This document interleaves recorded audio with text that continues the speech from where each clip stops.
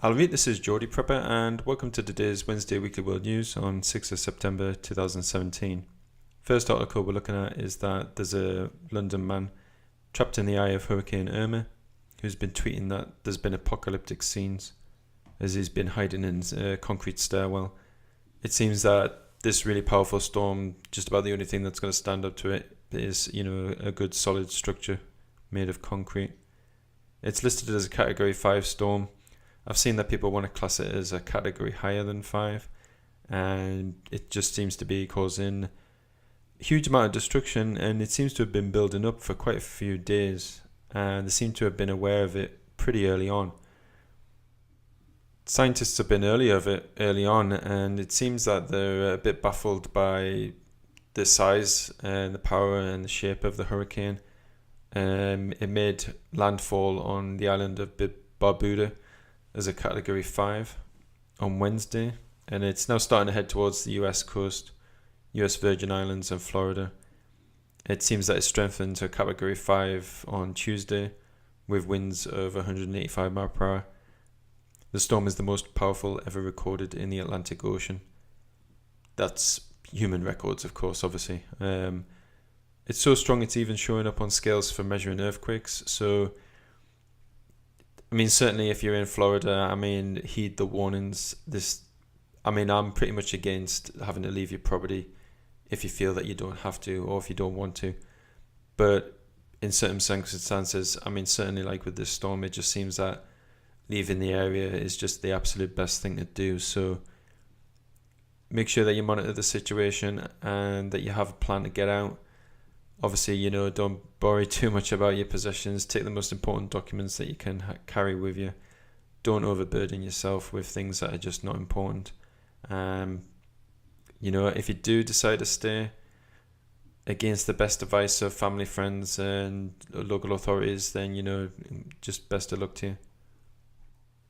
So turning to Syria now, and the legitimate and lawful forces, they've managed to break the siege on Deir ez-Zor, and they've found lots of equipment and tanks and other things that the ISIL rats have left behind.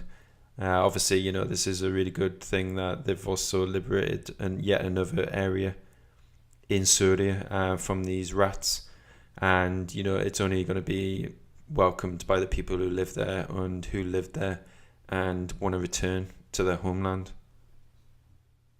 And going to technology and computing now, we've got an article about what's the biggest threat to data, and ransomware is obviously high, and this article is basically saying that it's the biggest threat to data. The one thing I would just say though is, just protect your data, don't give it out. If you don't give it out and you don't project it out there into cyberspace, then it's not available to be hacked, downloaded, copied, used against you. And obviously with all of these typical cloud services that people use, it's like money. If you can't hold it in your hand, then it's not yours. So if you have data which you create, that could be anything. It could be people creating videos, creating podcasts, taking photographs, writing stories. It doesn't matter what you're doing. If you're creating data, then it's yours. Just keep it on a local device. Have protection in place. Use encryption. You don't have to put it out there in the cloud. Convenience is a good thing to be able to access things across multiple devices, but you've got to think about the sacrifice that you do in being able to do that and have that convenience. So ransomware, yes, it's a big threat, but just be careful when you're online.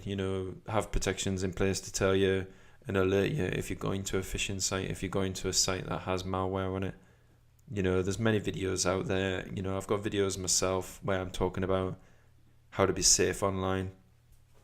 So just check them out, and obviously different levels of competence on the computers. If you have people who don't feel very confident, then ask them and get their consent for you to look at their data and their computer. And as long as ideally you would be trained to do so on the system that you're looking at, but just make sure that people are safe online.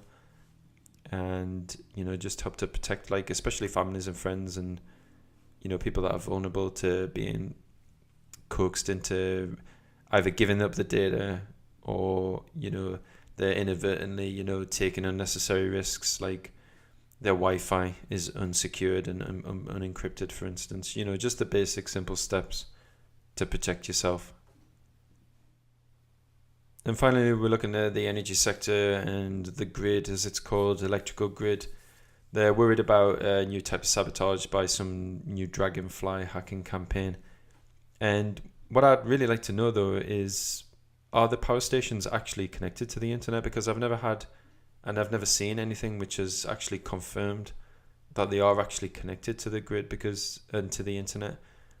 Because I don't see any reason why they should be connected to the internet and leave themselves wide open to be at this risk. I mean, even if there was a certain machine in the power station that was connected to the internet, surely it's nowhere near, and it's completely disconnected and on a separate network to the actual machinery which controls the frickin' power station. It just makes absolutely no sense that a nuclear reactor or any other coal-fired generators would need to be connected to the internet. It just makes no sense at all. So they're worried about this hacking campaign.